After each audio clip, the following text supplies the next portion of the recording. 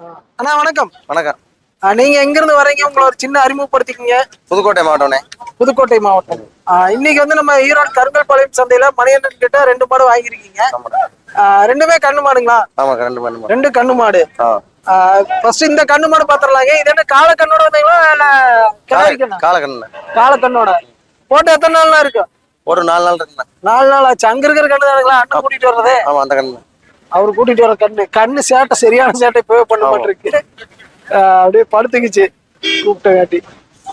சரி, ஓகே. இது வந்து வாங்கிருக்கீங்க சந்தையில? ஆமாண்ணா. எத்தனை லிட்டர் பால் அளவு கொடுக்குற மாதிரி சொல்லியிருக்காங்க? 15 லிட்டர்ண்ணா. 15 லிட்டரு.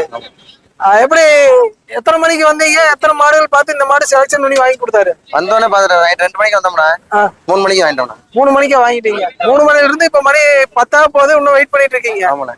பால் கறந்து பார்த்துட்டு அனுப்புவேன் இருப்பாரு. ஆமாண்ணா, பால் கறந்து பார்த்து. சரி சரி. இப்போ வந்து இந்த மாட்டுல எத்தனை ரூபாய் மிச்சம் பண்ணி கொடுத்துற மாதிரி உங்களுக்கு தோணுது? நம்ம ஏரியாவில் 10,000 கம்மி தான். உங்க ஏரியாவோட 10 ரூபா கம்மியா இருக்கு இந்த கண்ணு மாட்டுக்கு. ஆமாண்ணா. இதே வந்து உங்க ஏரியாவில் வாங்கினா சராசரி என்ன விலை வரும்? விலை ஒரு 60-65 வரும்ண்ணா. 60-65 வரும். சரி சரி. எப்படி உங்க பட்ஜெட்டுக்கு ஏத்த மாதிரி இருக்கா? நீங்க சொன்ன ரேஞ்சில் புடிச்சு தந்திருக்காரா? ஓகேண்ணா, பரவாயில்ல. எத்தனை மாடு பார்த்ததுக்கு அப்புறம் இந்த மாடு வாங்கி கொடுத்தாரு? ஒரு 4 மாடு பார்த்தோம்னா அதுக்கப்புறம் 4 மாட்டுக்கு அப்புறம் 5வது மாடு வாங்கி கொடுத்துருக்காரு. சரி சரி சரி. ஓகே, நான் கொண்டு போய் பக்கம்